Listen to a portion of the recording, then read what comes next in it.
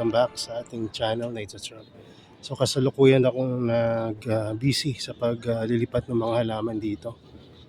Punta dun sa panibagong growing area. Kaya lang napansin ko na may mga contaminated na bottle ng tissue culture. Dadalawa lang naman, kaya lang hindi ko nahintayin na dumami pa.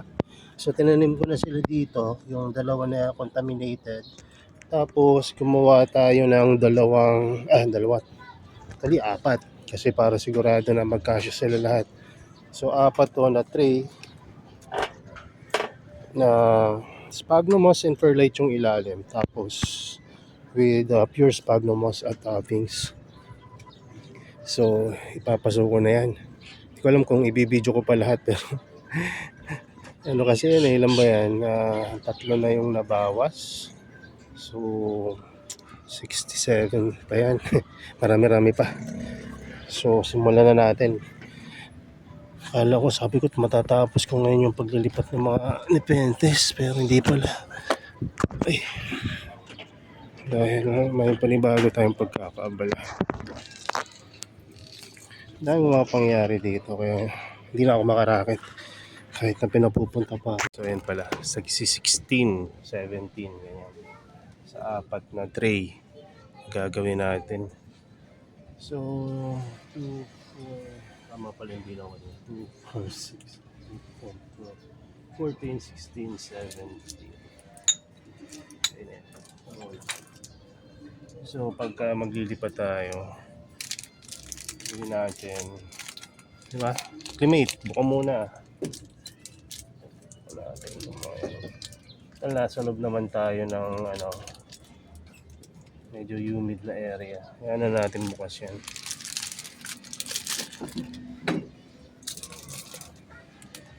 Yung mga nauna kong tinanim kanina.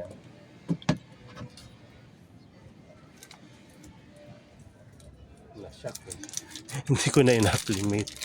Diretso na. Mamadali kasi ako.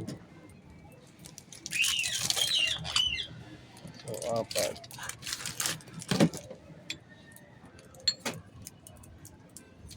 Biglaan kung ipating na ito. Nasa plano. Pero buti na lang kompleto ako ng gamit. May nagpag naman ako dito. May natirang apat na tray sa baba. Saktong-sakto lang talaga. Wala lang talaga ako yung time. Talagang tatapos nung ayusin yung sa baba. Hindi pa nalalagay yung mga halaman lahat. Umpisa pa lang ako. Tapos yun. May mga dumating na halaman. Yung net na shading net dumating rin ngayon. Ang daan yung trabaho talaga. Hindi pa ako naliligo. Hindi ko naman tayo kagabi.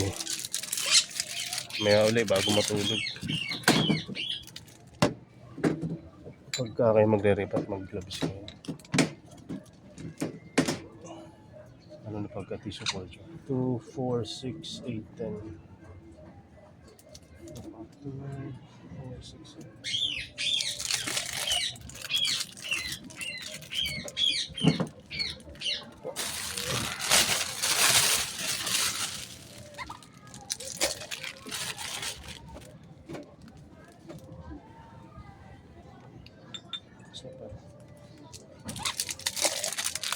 Kukuha ako ng toothbrush mamaya na luma. Kasi kailangan ko mabilis yung makatanggal ng agar sa ilalim. Toothbrush na luma. Ano kung meron dito sa taas? Hindi ko lang alam kung saan ko na ilagay. Hirap lang tumatanggal. Ilagyan pa natin ng mamaya natin. Dagdag tayo pagka sigurado. Isip ko sa seedling tray ko sana itatanim, kaya lang dito na. Handa na to. So wait lang, hanap lang akong toothbrush. Nakakuha na tayo ng toothbrush. Princess pa. So bago lang to. Wala kasing gagamit, kaya eto na. Gamitin natin tissue culture. So meron tayo dito distilled water, tweezer, tsaka gunting na maliit. So sakaling kailangan. Pero hindi naman kailangan gunting. So, umpisahan na natin to. Kailangan pala may lalagyanan ako ng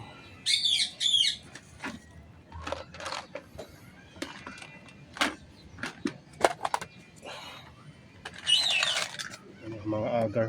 Papakain ko sa Sanipentes yung agar. Agar mixture. Yung mga gel na nasa loob ng buhok. Ayan. Very healthy culture. Ayan. So, simulan na natin to.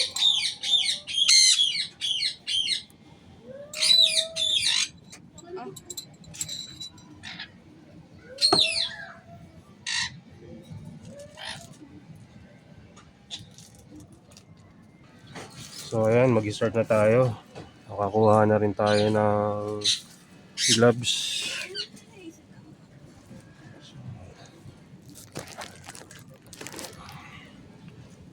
Yan yung tinatanggalin natin na na gulaman. Kasi pag hindi nyo tinanggal to, ito yung inaamag eh. Nag-algae ba?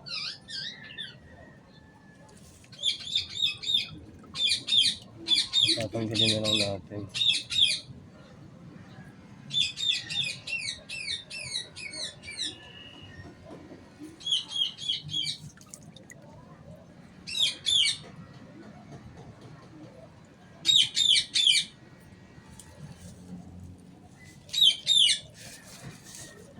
Gawa tayo ng fresh na spagno. Siyempre dapat ang ganda yung quality. So,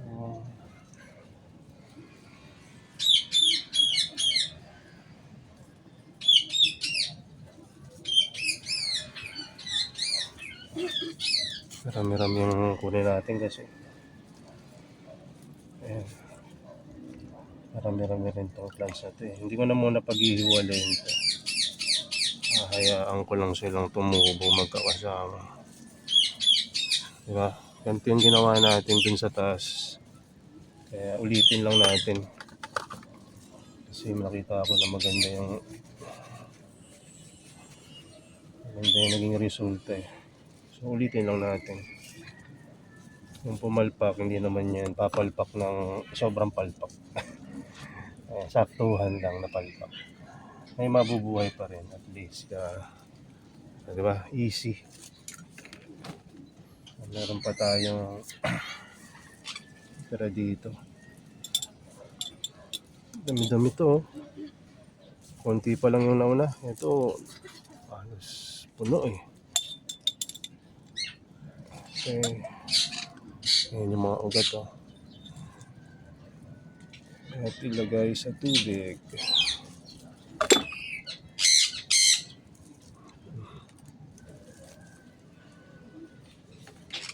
I-brush lang konti. Halos na ubos na agar na ito.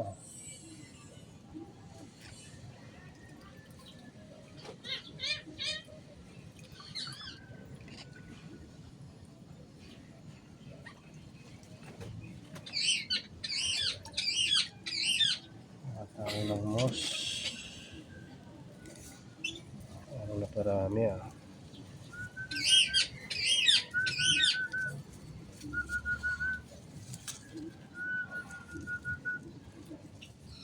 Bawasan natin ng konti.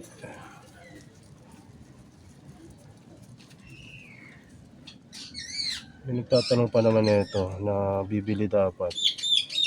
Kaya na hindi ko na maibibenta kasi kaysa naman ma-contaminate lahat eh.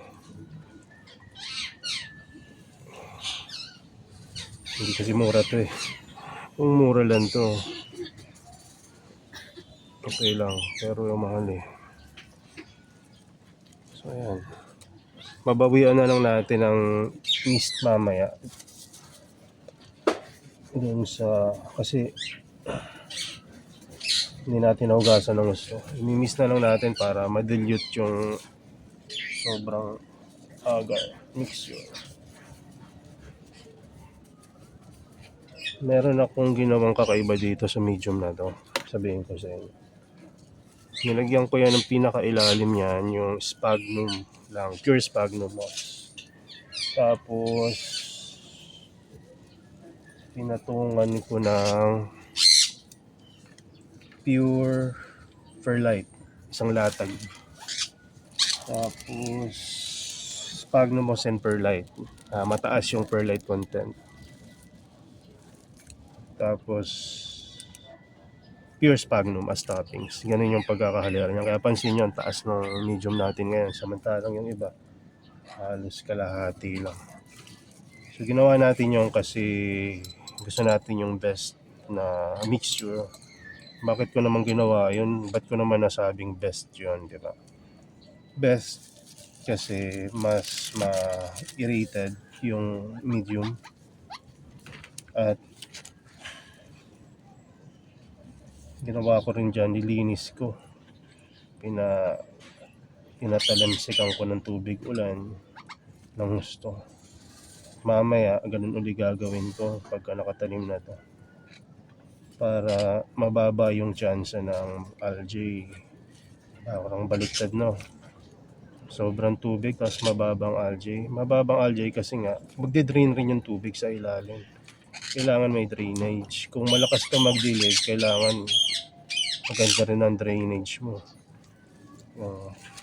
Yung tubig lalabas ng maayos sa ilalim. Bukod doon,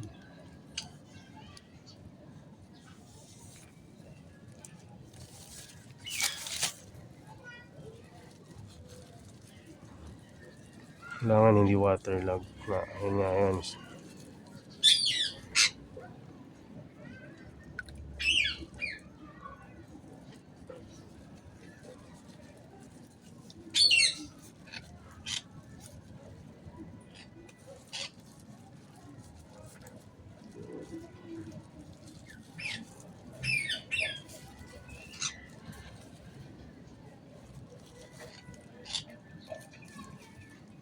Kita nyo ba?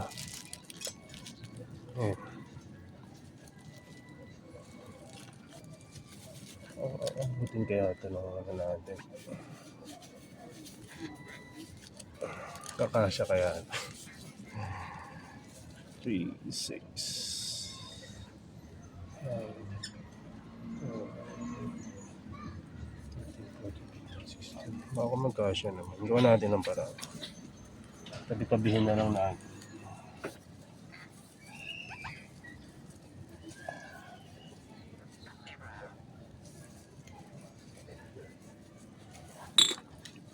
Parang malayo-layo ito sa bale. May mga na kumakalas na maliliit na plantlets. Tanim lang natin yung sa gilid. Baka tumubo. Tapos bubukas na rin tayo dito ng mga ano for acclimation mamaya sa panibagong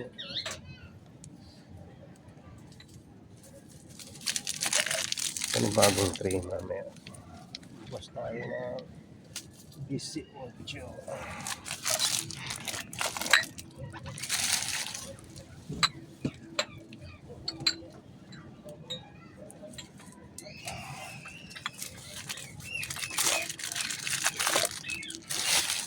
Wala talaga sa plano to ngayon.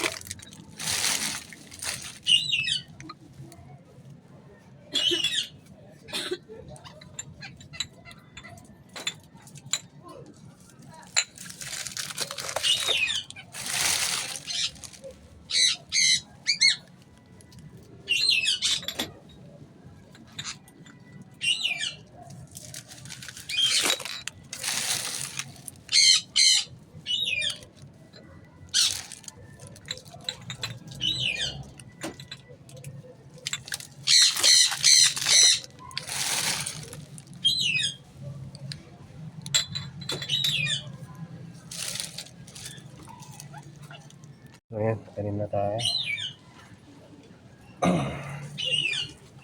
Hindi ko na ikakat-kat to. Mahala na kayong manood kung papanoodin yung pagtatanim na to.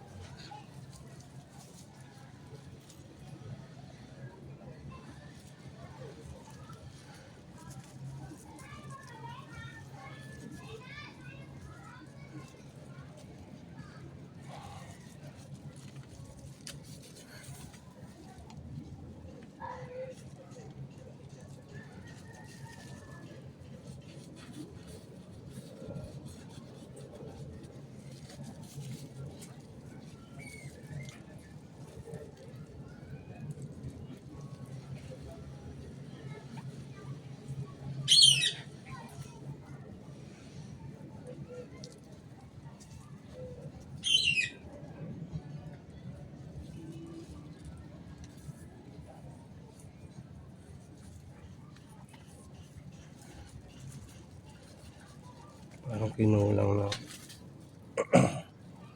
light sa gilid.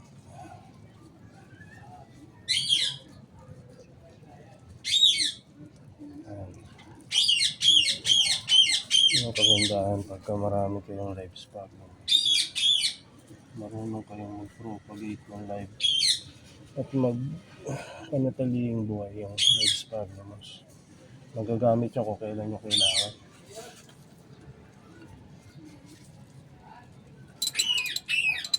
So parami nyo pa.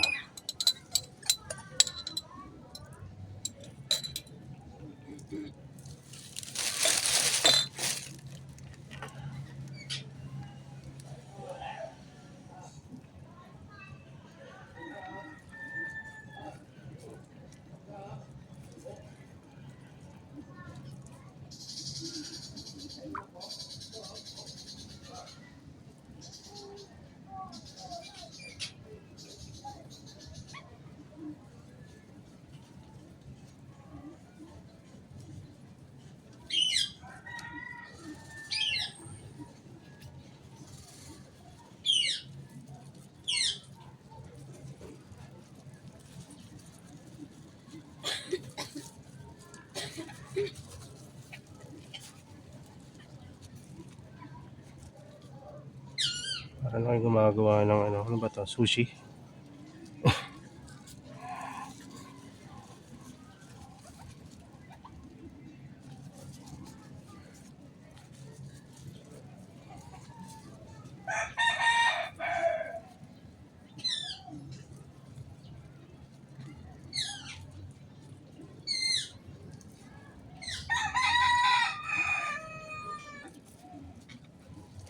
Ito konti lang naman oh.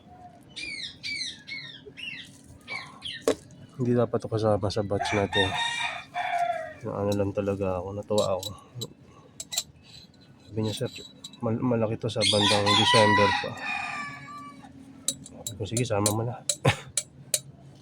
Pwede pala yun, tak mo lang. Pwede pala yun eh. Tak ng konti. Konti na lang natitira dito.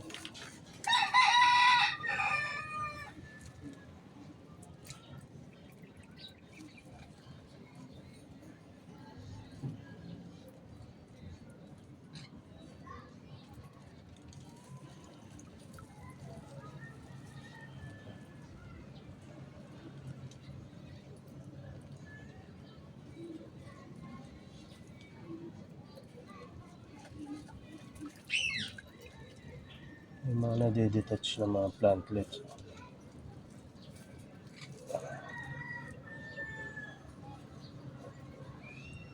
Balot na natin to. Kaya kung mag-alin lang isang maliliit eh.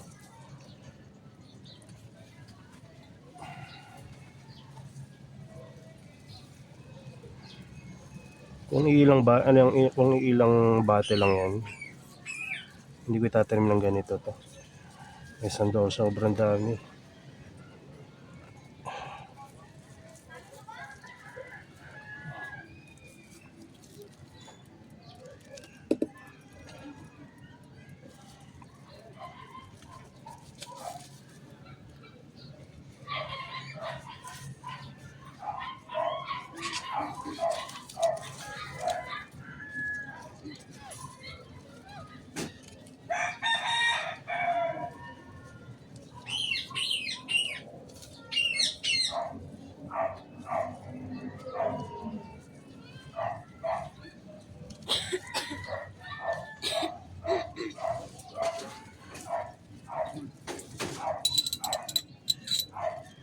So, konti lang rin.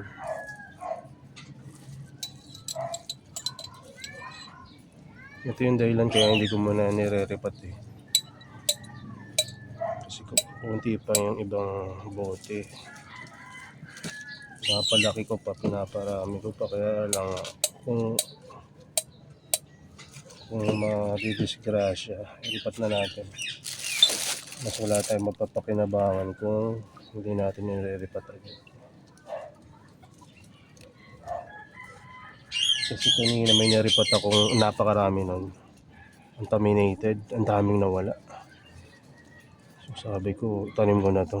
Hindi ko na hintayin na makontaminate.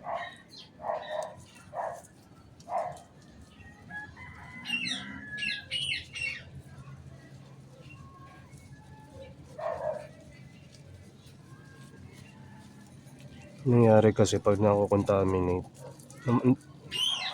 sabay-sabay namamatay yung mga traps.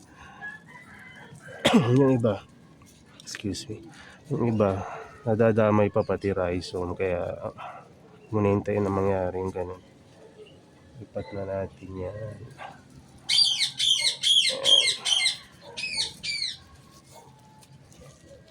Ang ganda, parang mga bouquet.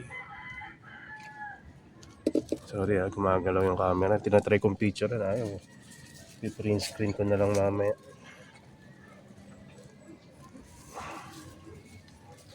So itong mga plants na to, next year pa ito mapapakinabang. Next year pa maibebenta to kasi acclimate pa yan eh.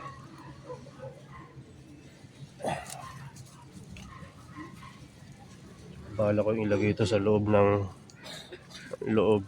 cage. May daga kasi. Isa rin yun sa dahilan kung bakit ako busy ngayong araw na to. Inayos ko yung mga trap ng daga. Tapos yung binutas niya dito sa growing area ng lugar, pinatakpan ko.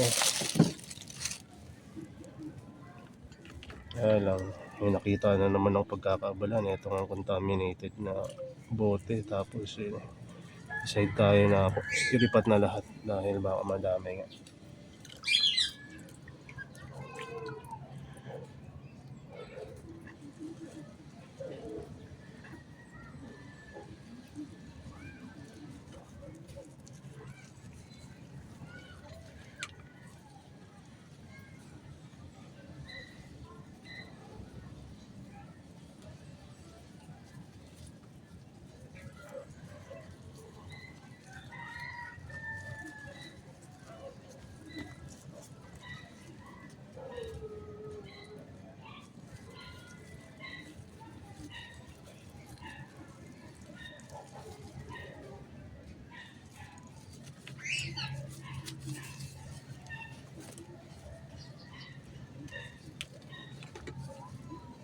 Pwede po dito.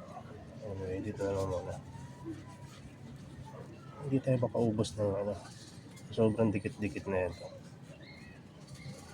Siguro 2 tray lang. Kasya. Tingnan natin.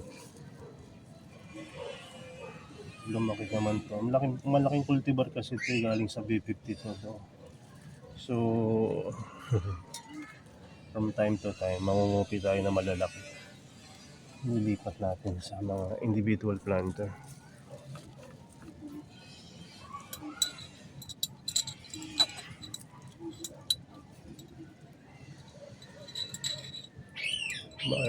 Ayaw matanggal sa dami. Oops.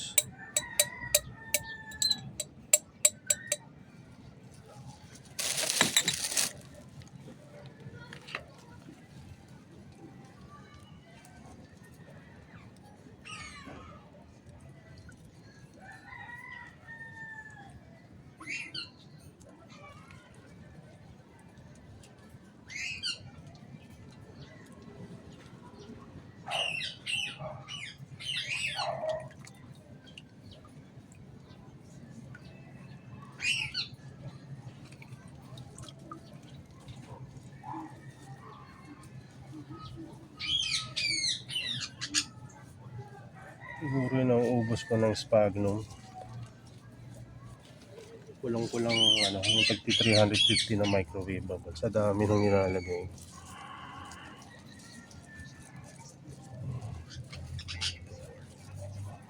Lapit na pala ma-sold out tong sphagnum na to. Baka pag sa time na i-upload ko to, ubos na. Hindi na lang eh. Siyempre magtitira rin ako ng isang malaking tray niyan. Pang propagate nga natin. Tapos, matagalan pa tayo makapag-release ulit.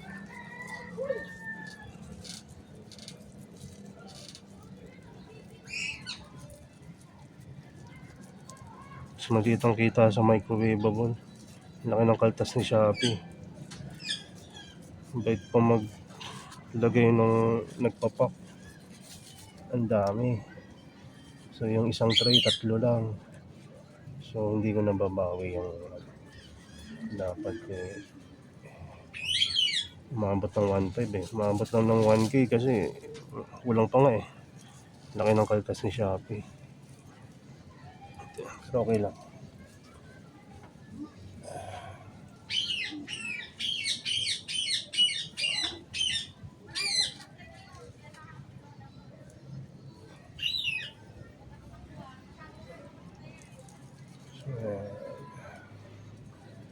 Ang dami. Tingnan nyo. Ang dami ang taas. Ang dami rin ng medium mo. Ito, tinamad magsukat. Pero hindi na matanggal. Parang parami ka ng kain. Ayan. So, dami ng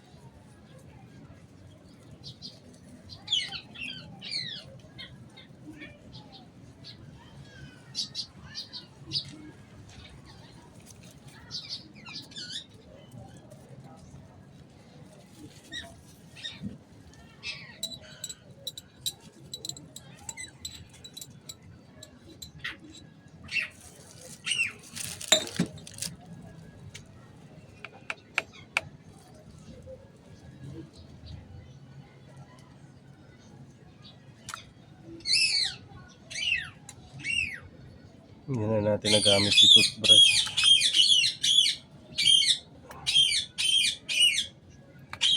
Pagka tinoothbrush mo kasi nagkakalas-kalas yung mga plantlets na maliliit. Napakatagal itanim ng mga isa na maliliit. Tapos pagka nahiwala yan, medyo mababa na yung chance na mabuhay pagka tissue culture. Kasi sobrang nipis niya, tapos halos talagang walang rhizome. Tapos intraps, tapos green siya, hindi siya white pagka nasa loob ng bote. Yung rhizome.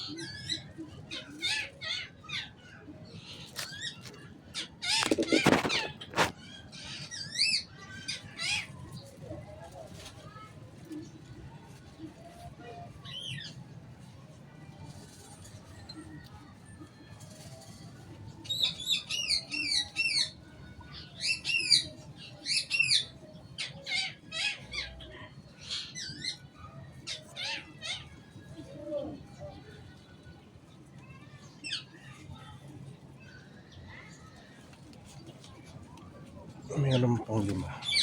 Kita na siguro yan 5 na yan. Ito konti lang rin oh.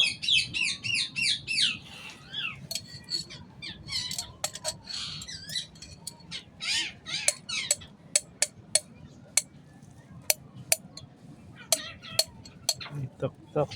Nahulog. Nahulog. Diba? Nahulog siya. Sobrahan sa taklak.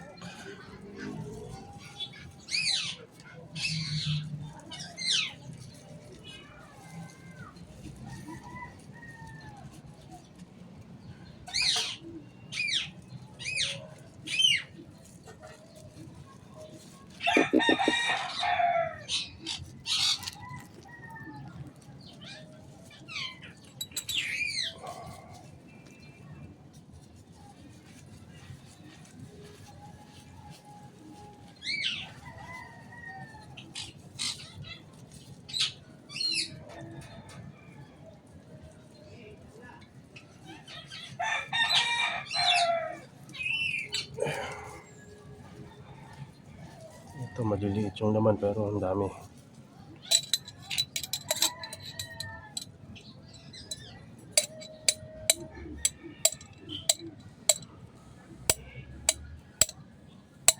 Galing oh. Kahit itap-tap mo hindi nahuhulog yung halaman.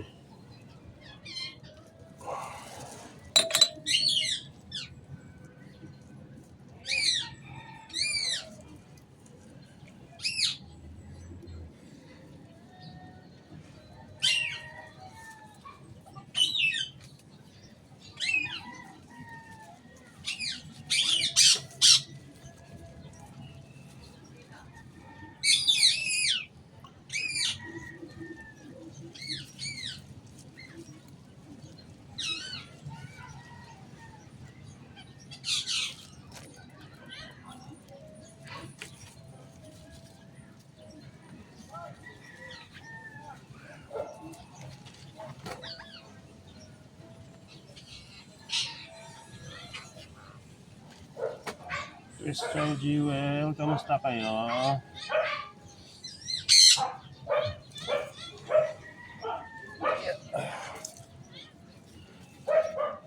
Ito marami rin to. Malahaba to pero hindi ganun karami.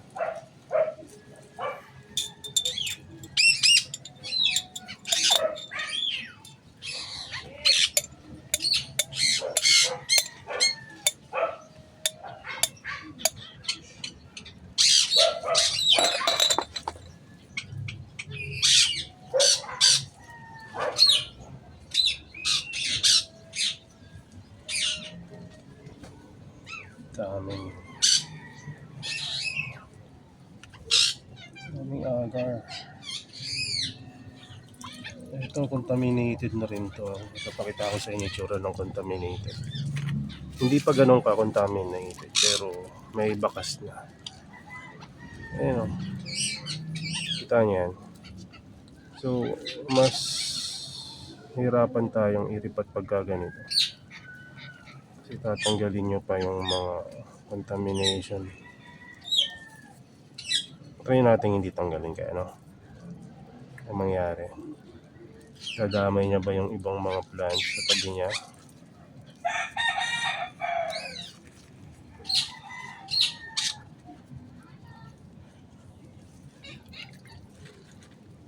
Tanin ko na lang to.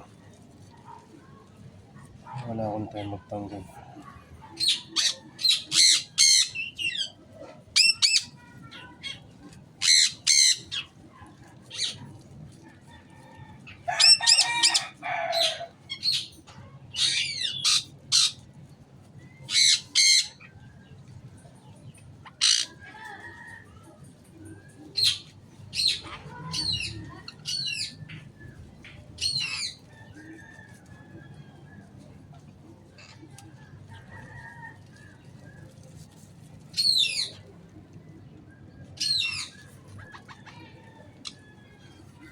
Hindi lang ako pa doon.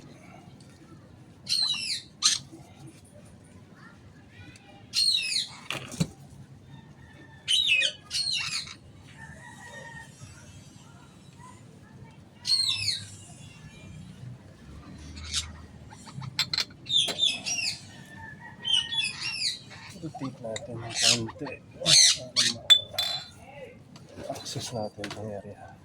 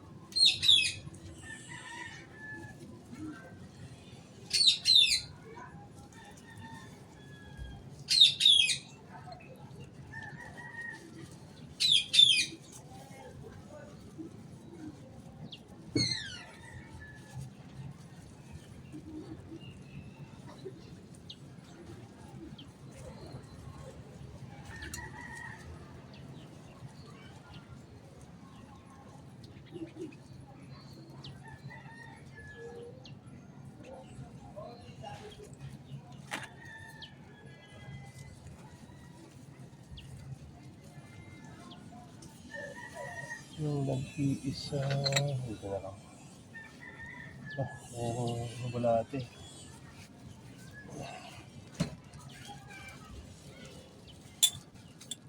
Kain mo yung hormone dyan, baka maging super warm.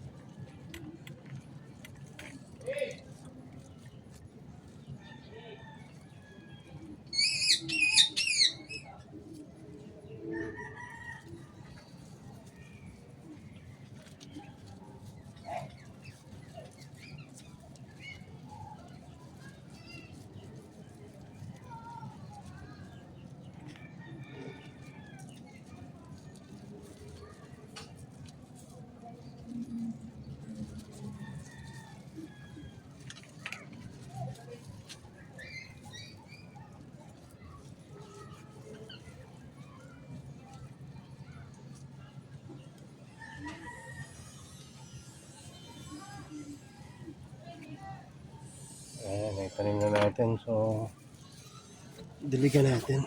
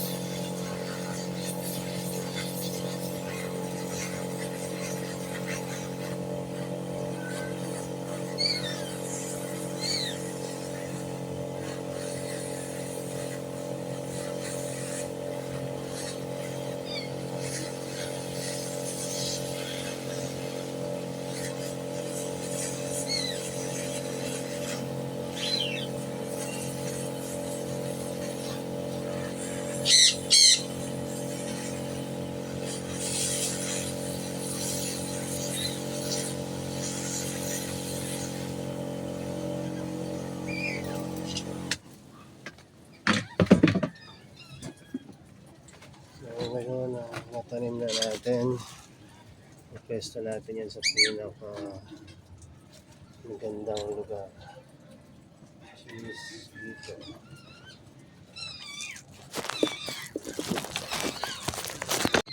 So, ayan, nakitanim na natin. Hindi ko na-video yung iba kasi napakarami pa nito. Para bumilis-bilis rin yung pacing ko at mag-concentrate ako sa pagtatanim. Ayan.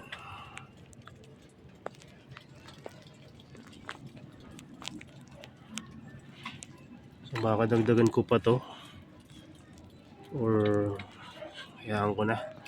Mas gagandahan ko na lang yung susunod na pagtatanim. Gagawin kong pantay-pantay. So, yun lang muna. God bless sa inyo and bye-bye. And congratulations sa ating lahat. Natapos na rin. Last baote. Last plant. Ayan. So, naka-4 na tray nga tayo. Sakto yung ating hinandang mga medium. So, ito yung tray na isa pa. Another one. And the last one. Tapos, ito yung mga tray na mga contaminated. So, every time na nakakatapos ako ng ganyan, dinidilig ko ng wagas para mabawasan yung agar medium at at the same time, ma-welcome sila ng mga bakterya sa outdoor at madiligan na rin. Kasi once na malabas mo sa bote itong mga Venus flytrap, mag-aaral na yung maging carnivorous. Kasi sa loob ng bote wala sila nakakain, di ba? Umaasa sila sa medium na nandoon sa loob. So, ayan. So, itong mga to diniligan ko na. Medyo parang nabugbog nga ang dinilig ko Pero okay lang. Ganun talaga.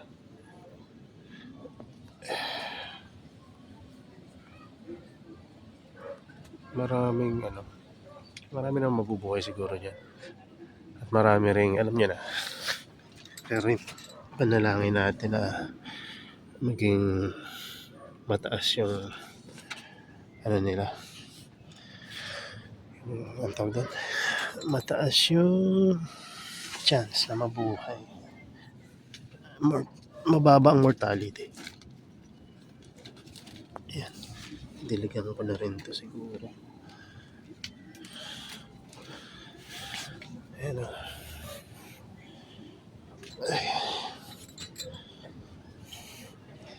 Naglagay na ako ng isa pang ilaw dito.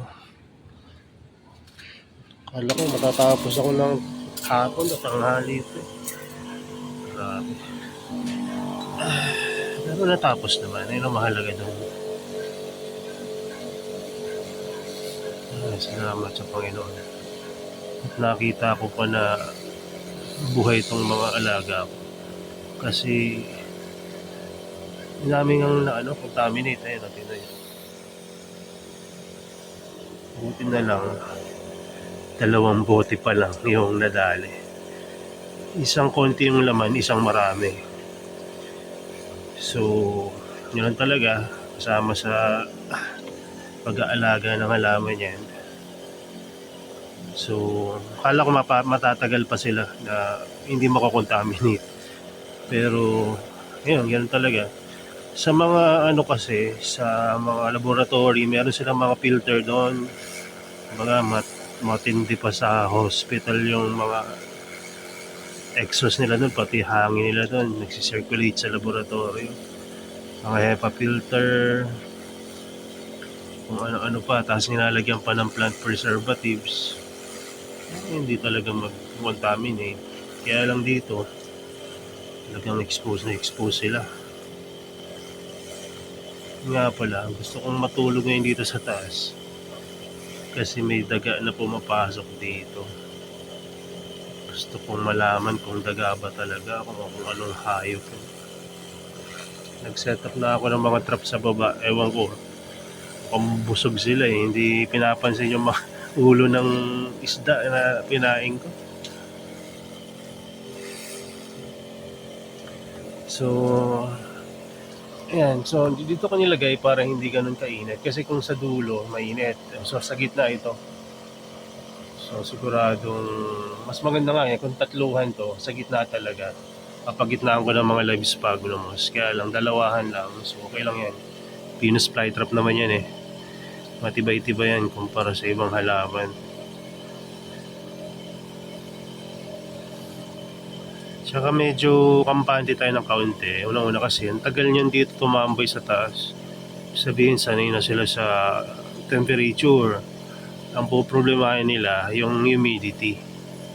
Kasi 100% humidity yan. Humidity sila pag nasa bote, di ba? Tapos ilalabas mo. Pag nakalabas na yan, kumbaga kung anong humidity dito, kung 20, 30, 40, 50, o ano man, plus yung mga contaminants pa. Ayan. So, yun na muna. Tama na to. Mahaan ko na muna pahinga. 70, hindi. Ano lang pala. 67. Issue ko your patas. Huwag ka lang mahuhulog. Yan. Diba? Mission accomplished.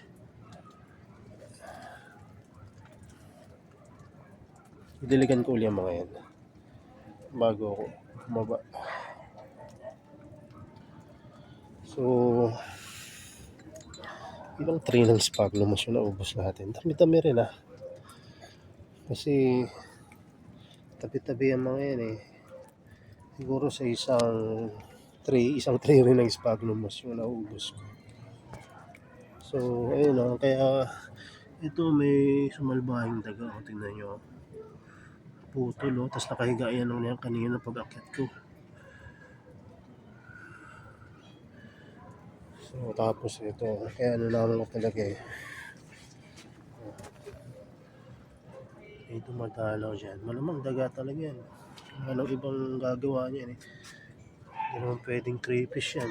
Pero mo, umakit dito rin Puntahan pa itong mamahalin na halaman natin. So,